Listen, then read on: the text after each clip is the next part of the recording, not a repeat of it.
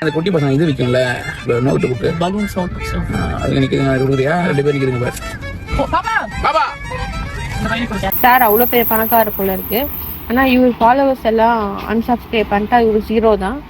எல்லாருமே கொஞ்சம் கொஞ்சமாக தான் பெரிய ஆளாக ஆவாங்க. அப்படி வந்தவர் தான் இவருமே. ஸோ கேட்கலையே, நீங்கள் எடுத்துகிட்டு வந்து கொடுங்க, நீங்கள் கொடுத்தா தான் நாங்கள் சாப்பிடுவோம், நீங்கள் கொடுத்தா தான் நாங்கள் ட்ரெஸ் போடுவோம் அப்படின்னு யாரும் சொல்லலையே.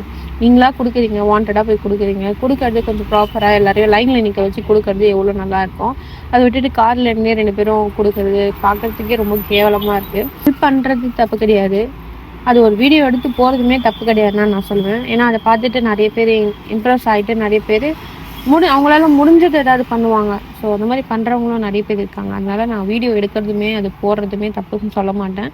ஆனால் அது பண்ணுறது ஒரு கேவலமாக ஒன்று பண்ணுறீங்க பார்த்தீங்களா, அதுங்க இதுங்க அப்படின்னு சொல்கிறது, அதெல்லாம் ரொம்ப வீடியோ எடுக்கிறீங்கன்னு தெரியும், அது 4 பேர் பார்ப்பாங்களோன்னு தெரியும். அப்படி தெரிஞ்சுமே இந்த மாதிரி பண்ணுறது இவர் தெரிஞ்சு பண்ணுறாரா தெரியாம பண்ணுறாரான்னு தெரிய மாட்டேங்குது.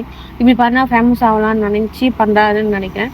ஸோ இவர் இப்படி பண்ணுறதுனால நம்ம இவ்வளோ பேர் பேசுகிறோம். இவ்வளோ பேர் பேசுறதுனால நிறைய பார்க்குறவங்க என்ன நினைப்பாங்க, அப்படி என்னதான் பண்ணியிருக்காரு அப்படின்ட்டு அவங்க வீடியோ போய் பார்க்கறதுக்கு நிறைய வாய்ப்பு இருக்குது. ஸோ அப்படி பார்த்து அவர் வியூவர்ஸ் தான் அதிகமாகிட்டு அவருக்கு தான் அதிகமாக காசு வருமே தவிர நமக்கு எந்த ஒரு யூஸும் கிடையாது. நான் அந்த வீடியோ ஃபுல்லாலாம் பார்க்கல. ஸோ இந்த கிளிப்ஸ் மட்டும் தான் பார்த்தேன். இங்கேருந்து பண்ணுங்கள், மனசுலேருந்து பண்ணுங்கள், அவங்களுக்கு பண்ணணும் அப்படின்னு சொல்லிட்டு ஏனோ தானா நம்மளும் பண்ணணும், நம்மளும் ஹெல்ப் பண்ணணும் அப்படின்னு பண்ணாரு. அவ்வளோதான் சொல்கிறேன்.